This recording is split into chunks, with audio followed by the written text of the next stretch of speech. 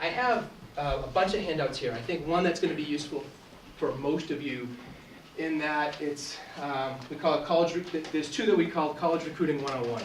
And it's more about just maybe FAQs, frequently asked questions, or tips, hints, things like that. My job tonight, and I apologize that we don't have enough seats, this is becoming more and more popular. Last year, I think I had 25 people, tops. So the whole goal of tonight, guys, is for you to get as much information as possible. Am I an expert in this particular area? No, by no means. Do we have a lot of experience recently? Absolutely. In just from a guidance council and as a coach in helping our student athletes kind of figure out what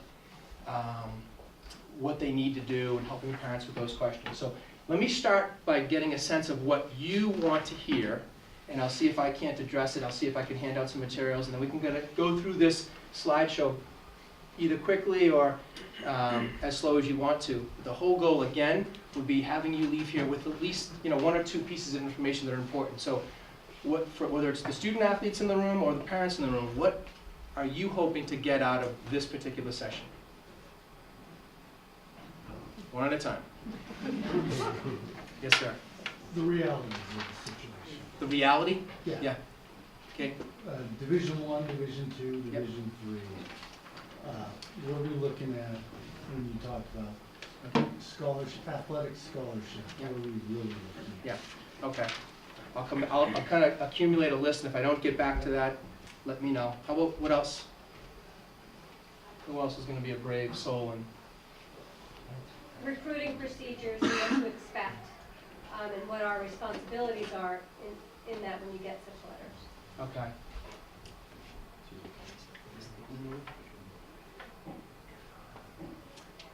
Why it's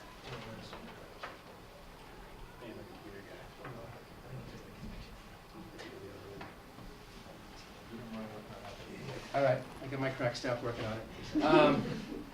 Okay, so the realities of what the next steps. Okay, so that both of these I think we can handle. What else? In the past, where do we start?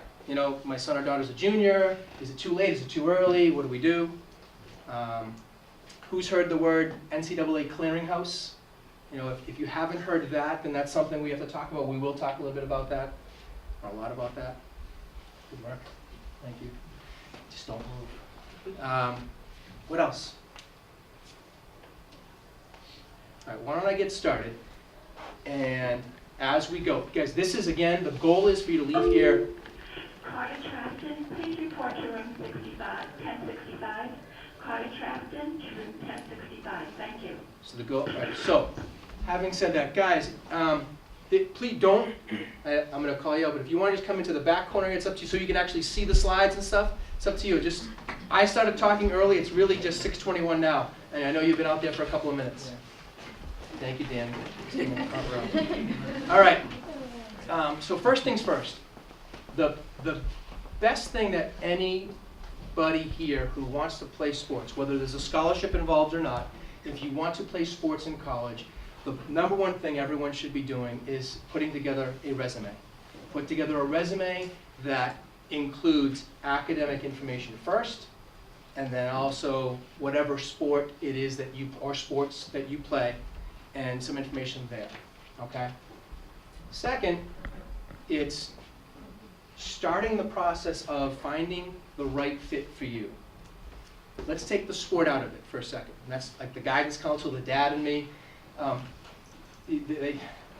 For lack of a better phrase, they call it the broken leg philosophy. If you are unable to, or your son or daughter is unable to participate in whatever sport that they choose, are they still going to like that college? Some student athletes choose a college because of the coach. Some because of promised playing time. Whatever the case is, if that coach leaves or the student athlete has a change of heart and no longer wants to or fails off, or, God forbid, an injury that prevents them from, we want that student athlete to be able to now stay there, not have to transfer to find the next best fit. It's for me, as we talk to all of our students about, this is like a lifelong relationship. So for me with my, whether it's as a guidance counselor or as a track coach, you know, for me, I'm trying to build those lifelong relationships. We want our student athletes to find the right fit for them for the duration of their college experience. So, whether they're still participating in that sport or not, that's really the second most important thing. So the resume is something that maybe is already done, that's easier to do. The second thing is a little bit more complicated, is it's really trying to sit down and figure out some of the things I alluded to in the auditorium. Do you want to go to a big school, a small school, a school that's in the city or in a rural setting, an all-boys school, an all-girls school? You know, is the sport that you want to play, is that like the number one thing that's most important to you? Well, there's got to be some things else that there are close seconds and thirds. So doing the research, where do we do that research? Well, some of the other things that you can do tonight would be going to the Naviance program. The Naviance program, which is in on this floor, up this side, it's the other part of the top of the T here. It's with Mrs. Ryan. I think it's 1065 or 64. It's one of those two rooms.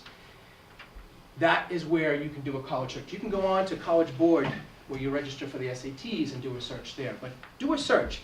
You may not have answers to the questions, or your sons or daughters may not have answers to those questions, but once they get into it, they're at least going to become aware of what questions they have to become an answer to. So, like right now, there's over, I think there's like 3,500 colleges in the United States of America. We're trying to whittle that down so that whether your sons or daughters, whether you guys and girls are going to play sports or not, it's down to a manageable number of, say, anywhere from 20 to 35, 40 by the end of your junior year. All right? How do you do that? Well, you do the searches first, and you go visit schools. Everyone, you're going to hear this somewhere else if you go. You're allowed up to 3 college visits as a junior. Those college visits are documented absences, which means they do not count towards credit reduction.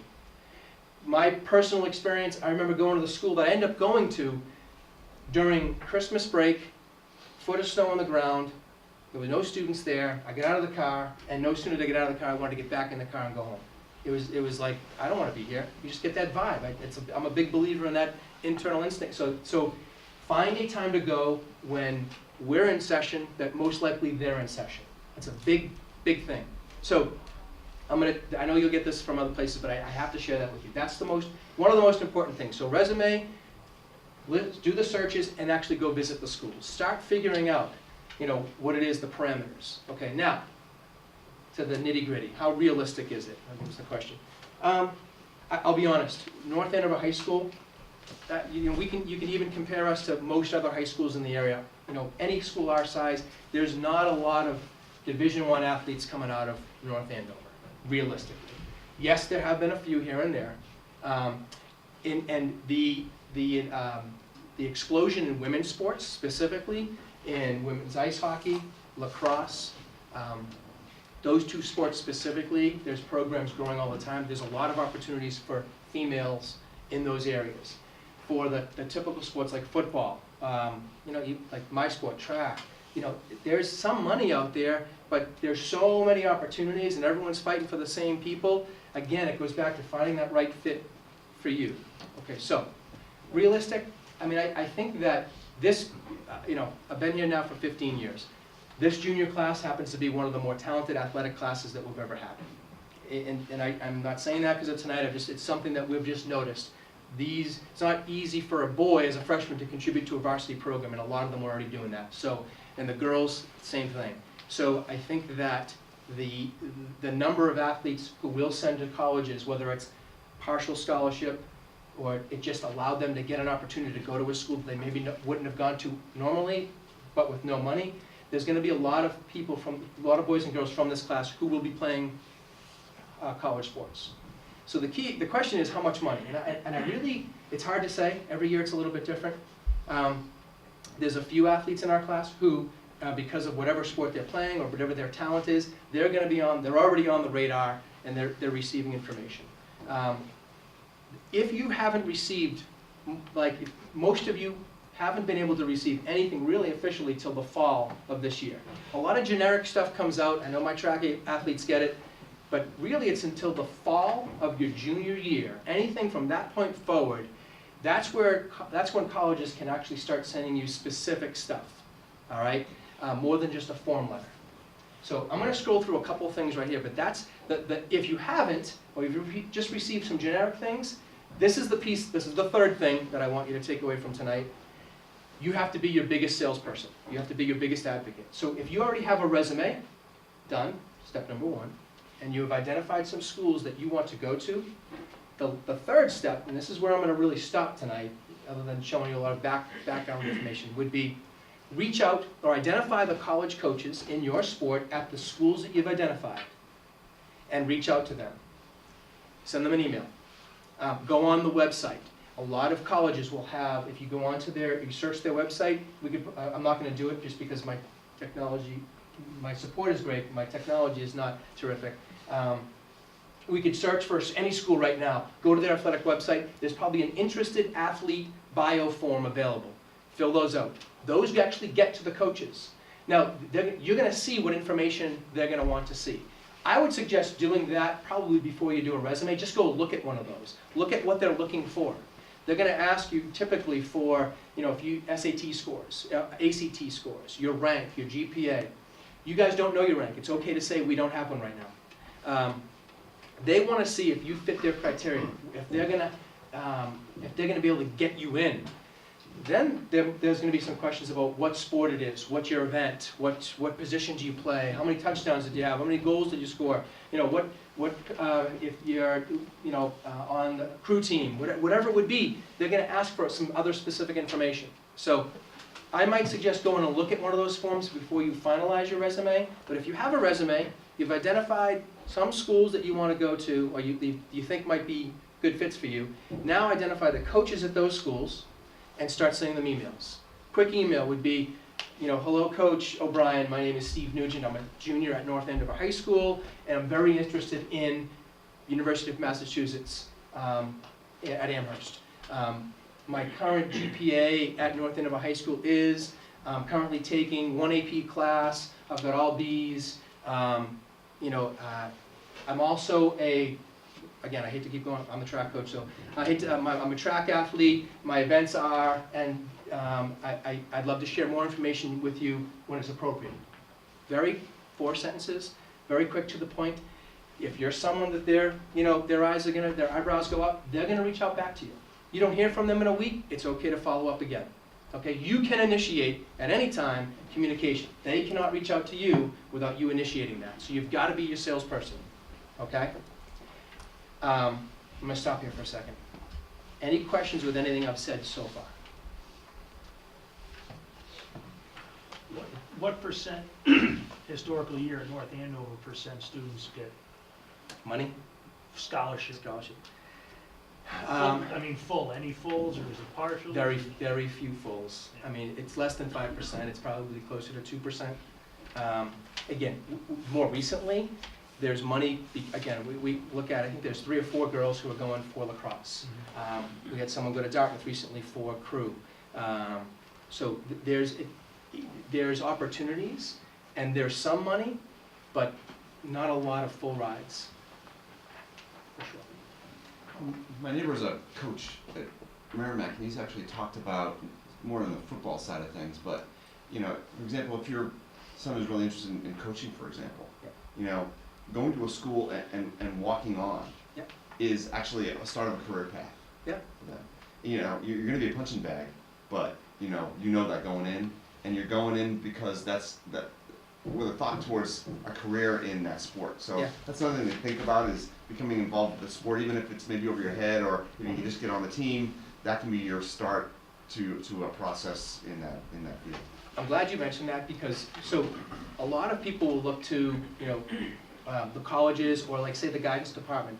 In addition, you should all be talking to your coaches. You should all be talking to them. Good, bad, or indifferent, good relationship or not, that person is going to be your biggest advocate or your biggest support system and help you navigate some of these pitfalls. The advice Mrs. Scanlon shared, absolutely, as far as moving forward, you may not be on anyone's radar as a scholarship athlete. However, if you still want to participate in that sport at a college you might want to go to, you might have to, get water for a while, or be on the scout team, or do whatever it is, and then finally work your way in. There are different ways to get to that point. again, there's all, and I know that there's a wide, or I feel like there might be a wide range of like, all right, I'm right here, Mr. Nugent, I really want to go because I just want to play. But I can only play if I get money. I'm trying to use the sport to get into like a more desirable college, you know, with a better name. Whatever the reason is, you know, there's a whole bunch of different ways to navigate this, okay? Mrs. Duffy, your question was specifically to, like, refresh my memory. Sure, if you are getting letters, what are you supposed to do with them? Okay, so great question. So if you're getting letters right now, some of them are generic, some of them will be very specific. I recommend don't burn any bridges. Keep that dialogue open. Reply. You get a letter, there might be contact information there, so follow up with email. I just received your letter, thank you so much. I'm interested in hearing more. You know, just keep that. If a student athlete receives, whether, you know, once it becomes official, to an email or a phone call or a letter, and they don't respond, a lot of times that, depending on how good that athlete is, colleges will move on. I mean, I saw a stat, like, you know, the football coaches at colleges will send out like tens of thousands of letters and watch like maybe 2,000 videos and then send out so many emails and have so many official visits to sign like 20 to 25 recruits. You know, and those are all partial scholarships, very few full scholarships. So that gives you perspective in probably the largest sport that gives out money and largest sport for participation in our country. Okay? Any questions? What are the chances of playing two sports in colleges, and what are there any advantages to it? That's a good question. I think it depends on the college. Depends on the athlete and the college. I know from past experience that as a guidance counselor, that a lot of our kids are more successful when they're busy. You know, they're not just one-trick ponies. They play sports all year long, whatever the sport is. Keeps them in a program and keeps them going. So that is something to be said for academic success at a college. College, like Merrimack College, I know that there are some athletes who do football and do track. It would have to be two specific sports. There might be like a fall sport and a spring sport. Many of those sports, though, have to have communication between the coaching staffs as well. A lot of coaches, if they get you there on a partial scholarship, they feel like, you know, for lack of a better phrase, they own you, and they're going to use, you know, their time with you, and they don't want you to get hurt in another sport. So it's possible. It's definitely more rare these days. Everything's become so specialized. Let me scroll through this really quickly, and just we'll have this plus all these handouts available to you. So basically, these handouts, guys, just so you know, so this session ends at 6:50. So we've got another 15 minutes. This is basically contacting a college coach, advice for the prospective student athlete. It's just the front and a little bit on the back. There's only 30 copies, so if I can ask just if you take one per family. Later on, this one it's 2 pages stapled front and back, and this is like 50 different tips on navigating this whole process.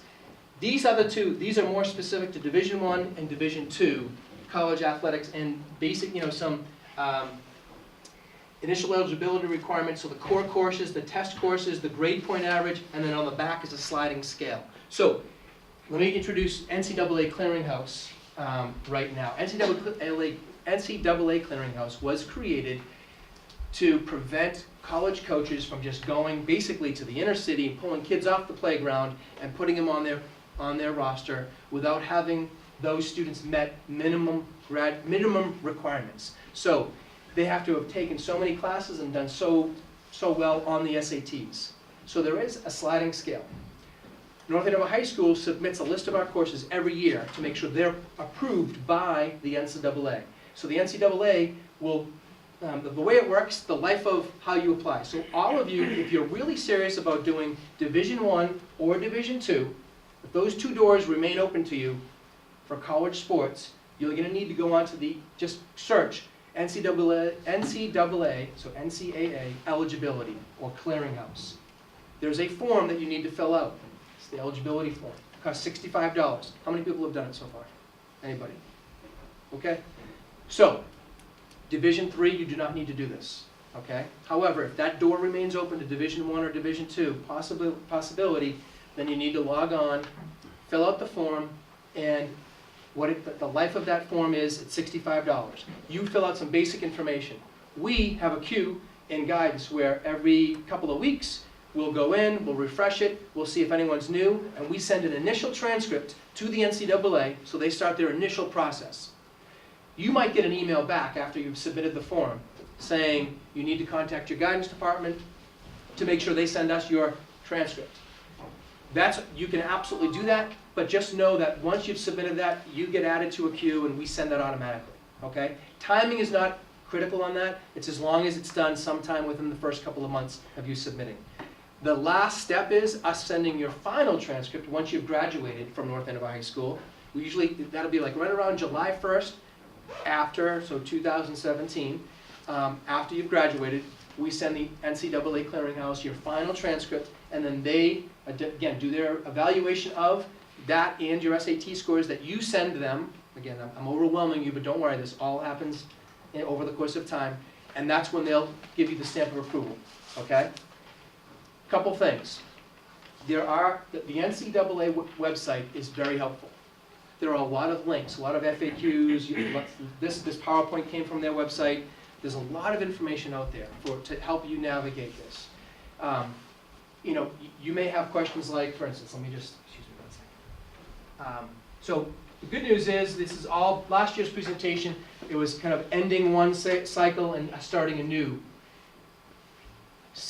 Effective in August of this coming in 2016, August of 2016, for your year as graduates, all of these standards are pretty consistent. So the minimum course GPA is 2.3. So they're gonna look at your core classes. What are your core classes? Well, there's a tool on the website that helps you go through and navigate that. If it's something that's a little overwhelming, don't hesitate to contact me or your son or daughter's guidance counselor to help with that, okay? 10 core courses required before the beginning of senior year. Well, so for us, our A's and B's, so like 9th grade English, A and B, that's one course. History would be a second course. Science would be a third course.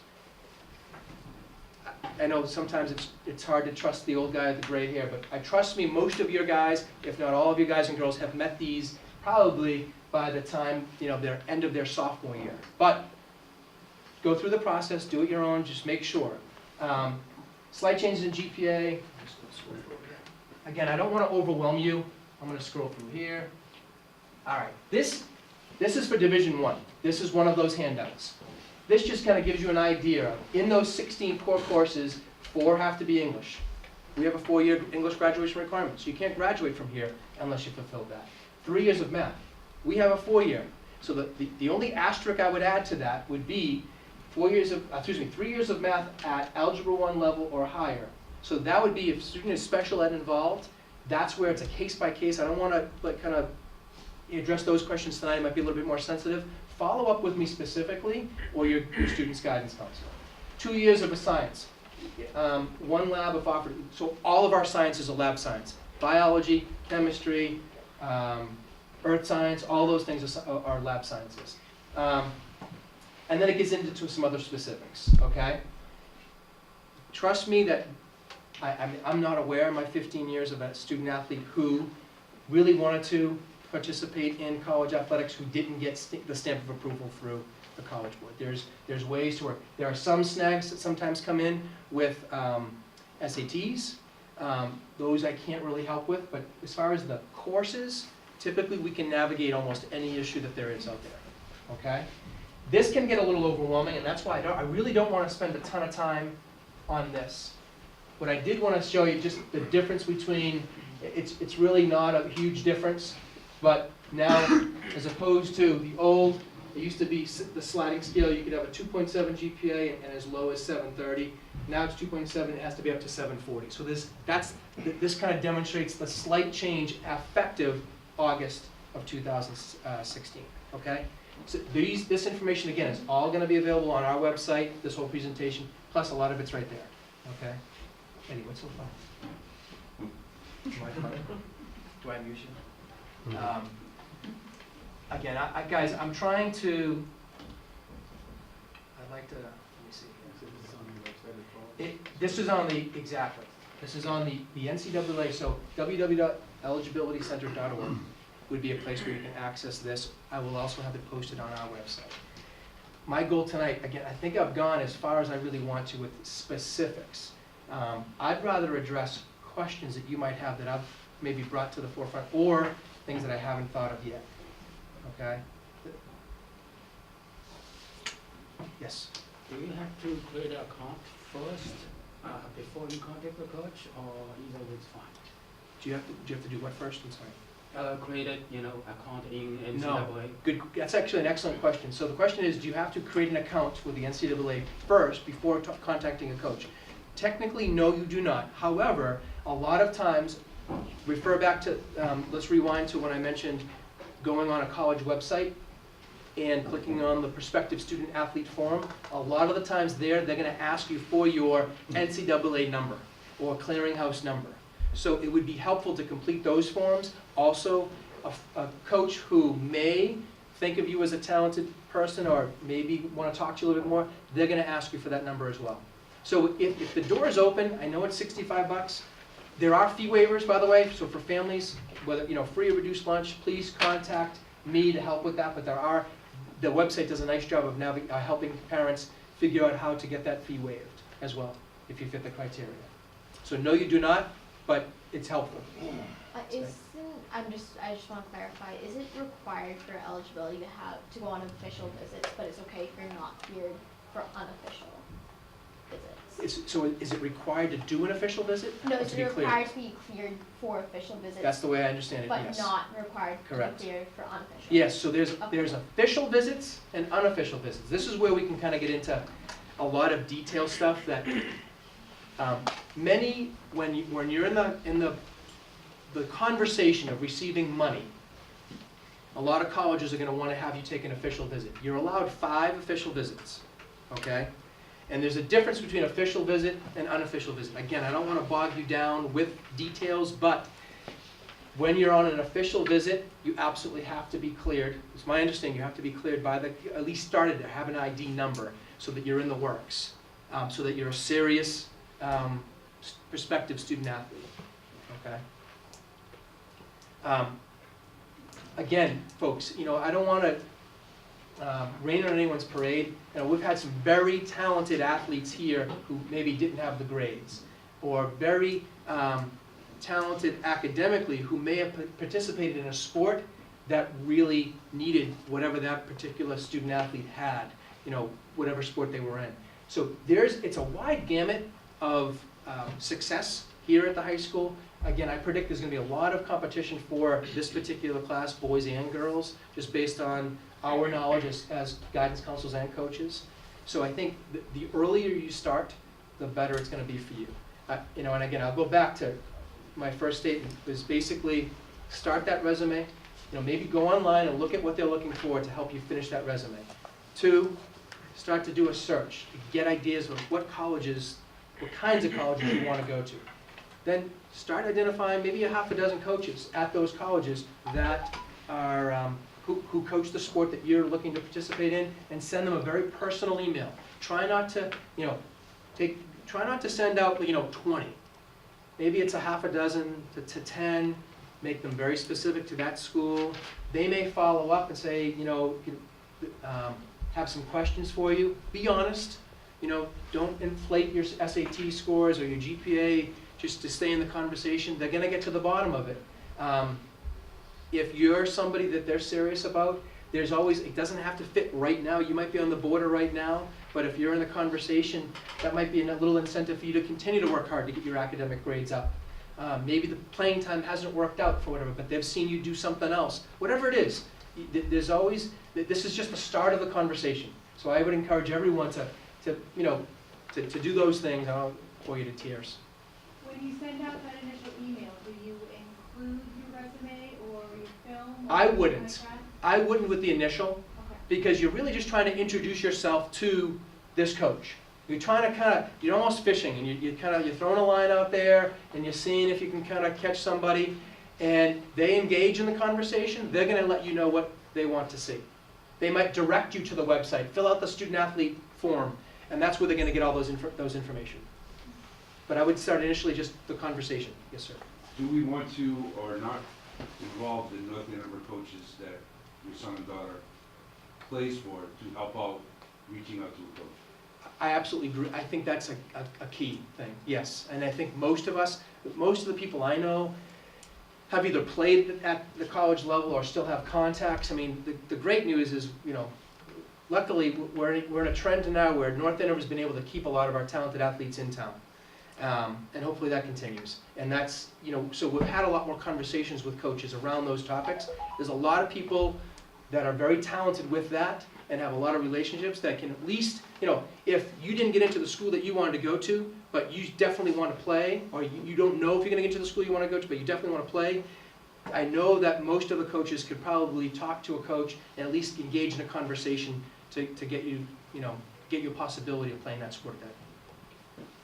If you weren't sure, what do you think about a strategy where, you know, say you had 2 sports that you're interested in and you want to explore both of them? Yep. Repeat that process for more than one sport? Yeah, I would. I mean, I think right now, I mean, you know, going back to Juga's example, I think that if you want to, you know, you're entertaining 2 sports and you don't know which one, or if you can do both, why not? You know, I mean, I think that's something that's gonna, it's more communication. It's not like a card game where you're trying to hold your cards close to the vest and try to like keep it a secret. You don't want to put all your cards on the table, but any cards you have, you're playing them, and you know, I'm sorry with all the stupid analogies, but basically, there's really nothing to hide. You want to get into as many dialogues and communication as possible, so that, you know, all right, maybe you can't get in here, but this particular coach, you know, saw you play at a showcase or whatever, and they can recommend somebody. A lot of them talk to one another.